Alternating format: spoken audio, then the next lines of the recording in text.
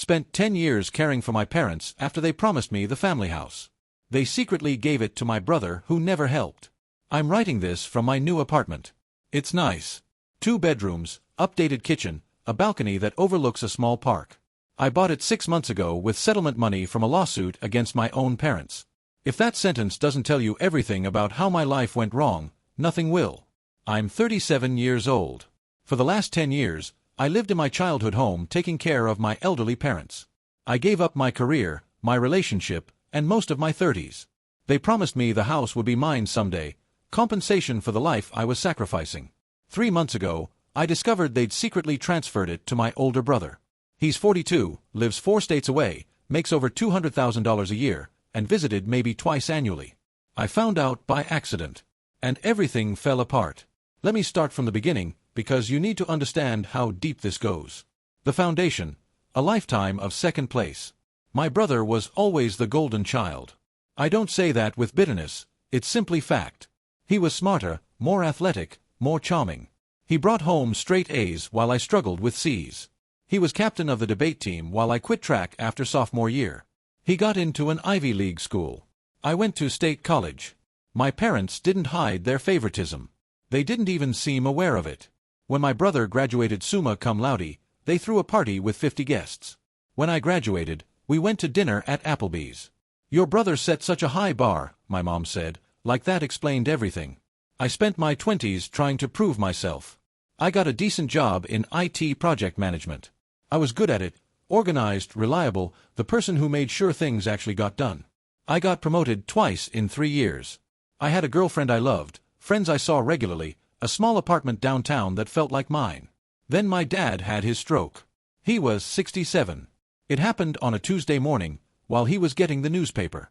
My mom found him on the front lawn, unable to speak, the right side of his body paralyzed. She called me first. Not my brother, me. I was at the hospital within an hour. My brother didn't arrive until 2 days later, and he left after a week. I can't take more time off, he said. You understand. I just made partner. There's a lot of pressure. I understood. I always understood. The bargain. My dad survived, but he was never the same. Limited mobility, speech difficulties, cognitive impairment. He needed constant care. My mom tried to manage alone at first, but within months, her own health started failing. Arthritis that made it painful to lift him, anxiety that became debilitating, blood pressure issues that scared all of us. They needed help. Real help. Daily, exhausting, unrelenting help. I remember the conversation like it was yesterday. I was sitting at their kitchen table, the same table where I'd done homework as a kid, where I'd eaten thousands of family dinners feeling invisible while my brother dominated every conversation. We need you, my mom said. She was crying. Your father needs you. I can't do this alone. What about hiring someone? I asked. A professional caregiver? We can't afford that full-time. You know what Medicare covers. It's not enough. And strangers. She shook her head. I don't want strangers in my house. I want family. What about my brother? She looked away. He has his career. His family. He's so busy. He wasn't married then. He had no kids. But already, his excuses were accepted without question. My dad, from his wheelchair, said the words that changed my life. Move home. Help us. Take care of us, and this house will be yours someday. That's fair. That's right. You've always been the reliable one. I looked around that house. 4 bedrooms, 2-car garage, quarter-acre lot in a neighborhood that had gentrified since my childhood. Worth at least $400,000, probably more. It wasn't about the money, not then. It was about finally being valued. Being seen. Being the one they chose. The house. I repeated. All of it, my mom said. Your brother doesn't need it. He'll make his own fortune. But you'll take care of us, and we'll take care of you. It's only fair. Only fair. I quit my job. I broke my lease. I moved back into my childhood bedroom at 27 years old. I thought I was making an investment. I thought love and duty could coexist with fairness. I thought my parents, despite everything, would keep their word. I was wrong about all of it. The decade. 10 years. I gave them 10 years of my life. Every doctor appointment. Every sleepless night. Every holiday spent at home while friends lived their lives. They gave my brother the house in one afternoon. Let me tell you what 10 years of caregiving looks like. I drove my father to physical therapy 3 times a week for the first 2 years. Each session was an hour, plus the drive, plus getting him in and out of the car, which took 20 minutes each way because of his mobility issues. After the second year, insurance stopped covering it, so I learned the exercises and did them with him at home. I managed medications for both parents, my father on blood thinners, blood pressure meds, anti-seizure drugs, antidepressants. My mother on arthritis medication, anxiety pills, sleep aids, blood pressure medication of her own. I organized everything in weekly pill boxes. I tracked refills. I spent hours on the phone with insurance companies fighting denied claims. I cooked every meal. Breakfast, lunch, dinner. My father needed low-sodium food. My mother was pre-diabetic. I learned to make meals that met both requirements while still being something they'd actually eat. I grocery shopped every week, budgeting carefully because they lived on Social Security and my income was minimal from the part-time remote work I'd managed to keep. I cleaned the house. Vacuumed, dusted, scrubbed bathrooms. Changed sheets twice a week after my father started having accidents. Did laundry constantly. Maintained the yard because my father couldn't and my mother was too fragile. I handled their finances. Paid bills, balanced the checkbook, dealt with Medicare, Medicaid applications, insurance paperwork. Spent countless hours on hold, transferred from department to department, trying to get coverage for things they needed. I provided personal care as my father's condition worsened. Helped him shower. Helped him dress. Helped him to the bathroom. These are intimate, exhausting tasks that they don't show you in movies about caregiving. They don't show you what it feels like to bathe your own father, to see his shame and helplessness, to know that the man who once seemed so strong and distant now depends on you for everything. I missed promotions. My company offered me a senior position twice. Both required relocation. I turned them down. I watched colleagues pass me on the ladder, knowing I was capable of more, choosing my parents instead. My girlfriend left because I chose my parents over her. We'd been together 2 years when I moved home. She tried to make it work for another 18 months, but eventually she sat me down and said, "I need a partner who can be present. Who can plan a future. You're not that person anymore." She wasn't wrong. How could I plan a future when every day was consumed by the present? I watched my life shrink smaller and smaller. Friends stopped calling because I always declined invitations. I stopped dating because who wants to date someone who lives with their parents and can't stay out past 8? I stopped dreaming because dreams require bandwidth I didn't have. And every time I felt exhausted, every time I felt resentful, every time I wondered what my life might have been, my parents reminded me, "The house will be yours. You've earned it." The golden child. My brother visited twice a year. Christmas and Dad's birthday.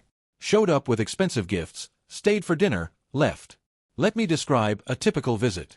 He'd arrive in his luxury car, pulling into the driveway like a celebrity making an appearance. He'd bring wine that cost more than my weekly grocery budget, gifts that showed he hadn't paid attention to what anyone actually wanted, tech gadgets my parents couldn't use, gourmet food they couldn't eat due to dietary restrictions. My parents lit up when he visited. "Your brother is so successful. We're so proud." They'd tell him about his accomplishments, repeat stories they'd already told me a dozen times, hang on his every word about his important job and his important friends and his important life. He'd stay for dinner I cooked, in a house I cleaned, for parents I kept alive. He'd regale everyone with stories of his travels, his promotions, his new car. My parents gazed at him like he'd hung the moon. He never asked about medications. Never offered to give me a break. Never suggested he could take a shift, even a weekend. Never slipped me money, despite his massive salary. He just showed up, soaked in adoration, and left. And I cleaned up after. I washed the dishes from the dinner I'd made. I got my parents ready for bed while he called a car to the airport. I gave my father his nighttime medications, helped my mother to the bathroom, set up the baby monitor we used in case someone needed help at night. The next morning, while my brother flew back to his life, I drove my parents to the pharmacy, the grocery store, a doctor's appointment. The routine resumed like he'd never been there at all.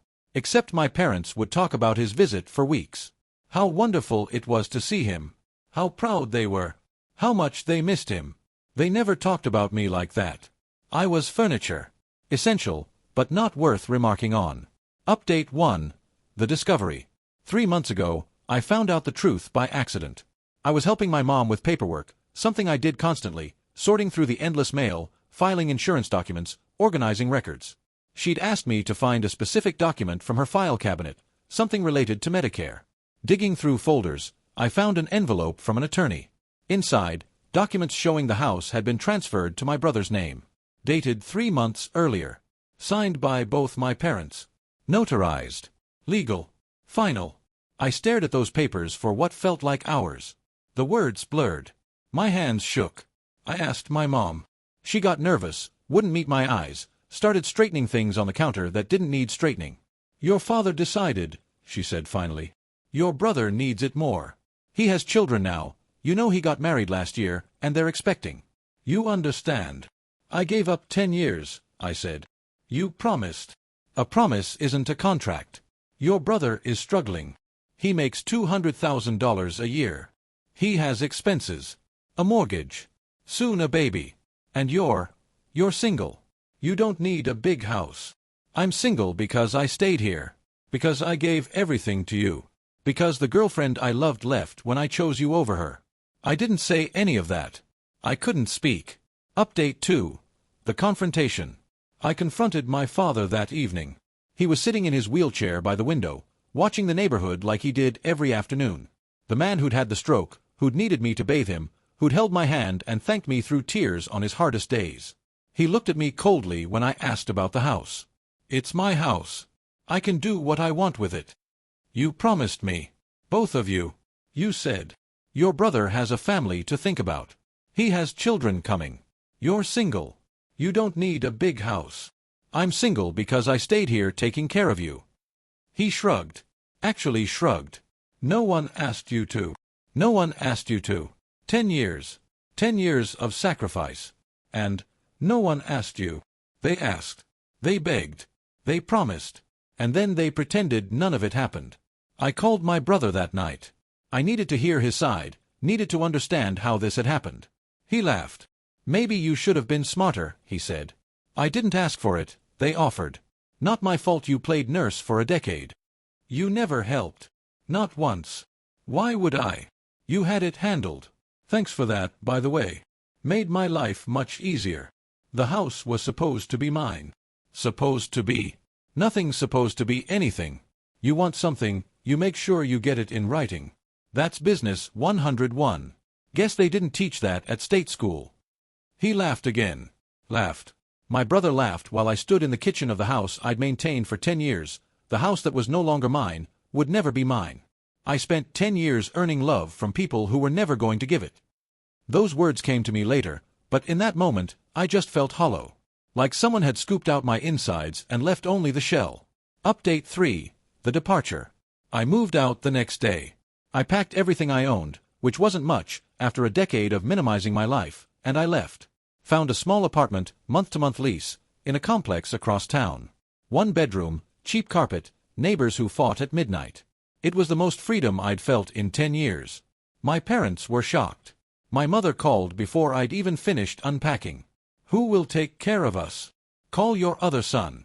The one you gave the house to. He's busy. He can't." I was busy too. For 10 years. Figure it out. I hung up. They called me every day after I moved out. "Who will take us to the doctor?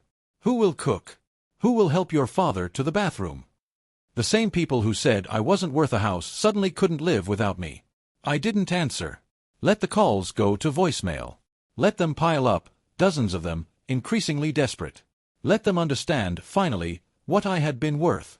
My brother hired a part-time aide. Someone who came 4 hours a day, 5 days a week. He complained constantly about the cost, $25 per hour, which he could easily afford but which offended his sense of entitlement. The aide wasn't me. She didn't know the medication schedule, the dietary restrictions, the way my father got anxious if you moved too fast, the way my mother needed her tea at exactly the right temperature. She was competent but not invested. She was doing a job, not giving her life. Within 3 months, my parents' health declined sharply. My father was hospitalized twice. My mother stopped eating properly, lost weight, developed a UTI that turned into a kidney infection. The house, without me to maintain it, grew dusty and cluttered. They begged me to come back. Left voicemails that alternated between guilt-tripping, "After everything we sacrificed for you, you abandon us," and pleading, "We need you, please, we'll make it right." My mother cried. My father, who I'd never heard apologize for anything, said he was sorry. But he didn't offer to give me the house. Didn't offer any compensation.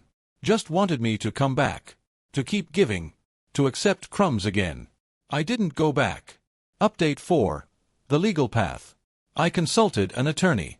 I didn't expect much. I assumed I'd been a fool and fools don't have legal recourse. But I needed to know. I needed someone to tell me, one way or another, whether any of this was fair. The attorney listened to my story. All of it. She took notes, asked questions, and then she leaned back in her chair and said something I didn't expect. You have a case. For 10 years, I had provided full-time care with no salary. No formal compensation. That care had quantifiable value. I could file a claim for unjust enrichment, argue that my parents had benefited enormously from my unpaid labor under the implicit promise of future compensation. I could also pursue caregiver compensation based on what my services would have cost at market rate. She pulled out a calculator. Professional in-home caregiving, $35 to $50 per hour. I'd worked at least 50 hours per week, often more. For 10 years. At the low end of the scale, that was $910,000. At the high end, over $1.3 million. I had evidence. Every medical appointment logged in my calendar. Every pharmacy run documented with receipts. Every insurance call I'd noted in the file I kept, meticulously organized, because organization was my only defense against the chaos of caregiving. I had emails and texts where my parents had explicitly promised me the house. I had witness statements I could gather, neighbors, extended family members, their own doctors who could testify to my constant presence. The house transfer could be challenged, my attorney said. Especially given your father's cognitive impairment. But even if you can't reverse the transfer, you can pursue compensation for your labor. What they did was textbook unjust enrichment. I filed the lawsuit 2 weeks later. Against my parents. Against my brother. For $900,000 in unpaid caregiver services. Everyone asked why I sued my own parents.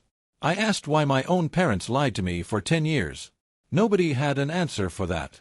Update 5. The fallout. The family exploded. My aunt called me a monster. Suing your own parents? Your sick, elderly parents? What kind of person are you? The kind who gave 10 years and got nothing, I said. The kind they lied to. What kind of person does that? She didn't have an answer. But not everyone took their side. As word spread, as the full story came out, the tide shifted. My uncle, my dad's brother, called me privately. I always thought they treated you unfairly. I'm sorry I never said anything. Cousins I hadn't spoken to in years reached out.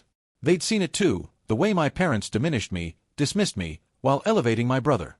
They'd noticed how I disappeared into caregiving while my brother continued his glamorous life unburdened. They'd wondered if I'd ever stand up for myself. Now I was. My brother tried to sell the house quickly. Get the money and run.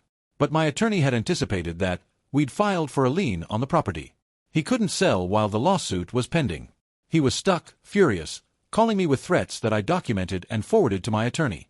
You'll never see a dime, he snarled. I'll fight this until you're bankrupt. Then I'll see you in court. My parents tried manipulation. They'd always been good at that. After everything we did for you, you sue us?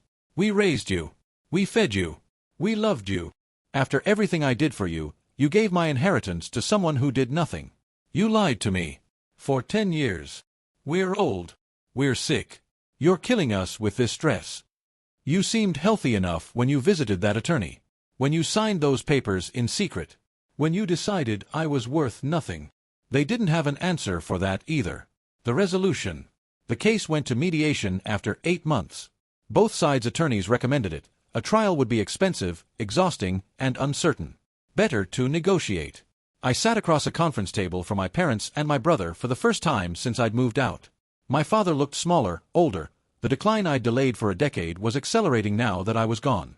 My mother wouldn't meet my eyes. My brother sat with his arms crossed, his expensive attorney beside him, radiating contempt. But the evidence was overwhelming. 10 years of documented care.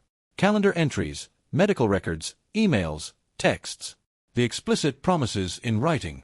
The lie about my brother needing the house when his financial records showed his wealth. The suspicious timing of the transfer, shortly after a hospital stay where my father's cognition had been questioned. Their attorney tried to argue that I'd lived rent-free for 10 years, that I'd benefited from the arrangement. My attorney countered that professional live-in caregivers receive room and board plus salary, What I'd received was less than minimum wage when calculated against my actual contribution. The mediator laid it out plainly. If this went to trial, I would likely win a substantial judgment. The only question was how substantial. We settled. My brother would keep the house. He'd wanted it so badly, he could have it. But he would pay me $280,000. Plus my attorney fees. Plus an additional $40,000 in damages that the mediator calculated based on my documented career losses. My brother was furious. To pay me, he'd have to take out a massive loan against the house he'd won. He'd be paying that mortgage for 20 years, a constant reminder that his prize came with a price. My parents were humiliated. Their favoritism, their broken promises, their treatment of me, all of it entered the official record. All of it became documented fact, no longer something they could deny or minimize. I won. The bitter victory. 6 months later, I'm in my new apartment. I bought it with settlement money. Nice place, 2 bedrooms, updated kitchen, balcony overlooking a small park. I filled it with new furniture, things I chose, things that are mine. It's quiet here. Peaceful. No one needs me to cook dinner or dispense medications or drive to the pharmacy. No one calls my name at 3 a.m. because they've fallen or can't sleep or are just scared. My time is my own for the first time in a decade. I should be happy. My parents won't speak to me. After the settlement, after the checks cleared, they cut off all contact. No calls. No emails. Nothing. I hear about them through cousins. My father had another minor stroke, my mother's anxiety is worse than ever, the house is falling apart because my brother won't pay for proper maintenance. But they won't tell me themselves. I'm dead to them. My brother won't speak to me either. He's drowning in the loan payments, watching his inheritance become an albatross. His wife resents the financial strain, is reconsidering starting that family they'd planned. He blames me, of course. Not our parents for playing favorites. Not himself for accepting what he hadn't earned. Extended family is divided. Half think I'm a hero who finally stood up for himself. Half think I'm a villain who abandoned his parents and sued them for money. Holidays are awkward now, 2 camps in the same room, me at the center of the tension. I got justice. I got compensation. I got truth entered into the official record. But late at night, in this nice apartment their money paid for, I eat dinner alone. Final reflections. The phone rings. It's late, past 10 on a Tuesday night. My mom's number on the screen. I stare at it. I spent 10 years answering every call. Dropping everything when they needed me. Running to their side. Being reliable, dependable, the son who showed up. Now I have money. I have my own place. I have justice. The phone keeps ringing. Maybe she's sick. Maybe my father had another stroke. Maybe they've finally realized what they did, finally want to apologize, finally want to make it right. Or maybe she just wants something. Another ride to the doctor. Another prescription picked up. Another decade of my life in exchange for nothing. I don't answer. The ringing stops. No voicemail. I sit in my nice living room, in my nice apartment, surrounded by nice furniture that I bought with money extracted through legal proceedings from the people who were supposed to love me. I won. I got fairness. I got the truth on paper. But I lost the thing I was really fighting for. I wanted them to choose me. Just once. To look at me and see someone worthy. Someone valuable. Someone they were proud of. They never did. You can't sue your way back to being loved. You can't litigate a family into caring about you. I got money. I got fairness. I got truth. But I lost my parents, my brother, half my extended family. I lost the possibility that someday, somehow, I might finally be enough. People tell me I should be proud. I stood up for myself. I fought back. I didn't let them use me anymore. Maybe I am proud. Sometimes. In the daylight, when I'm busy, when I can focus on rebuilding a life, I feel something like satisfaction. I did the right thing. I demanded fairness. I refused to be invisible. But late at night, in this apartment their money paid for, I still wonder. Was I a good son who got betrayed? Or was I a fool who spent 10 years earning love from people who were never going to give it? I still don't know. I'm not sure I ever will. The phone rings again. Same number. I watch the screen light up, my mother's name glowing in the darkness. I don't answer. I don't think I ever will. TLDR, spent 10 years caring for my parents after they promised me the family house. They secretly gave it to my brother who never helped. I sued them for a decade of unpaid caregiver labor, won $280,000 in settlement. My brother has to pay me with a massive loan. My parents are humiliated. But they won't speak to me now. I have money but no family. Justice but no peace. I won the case but I'm not sure what I won.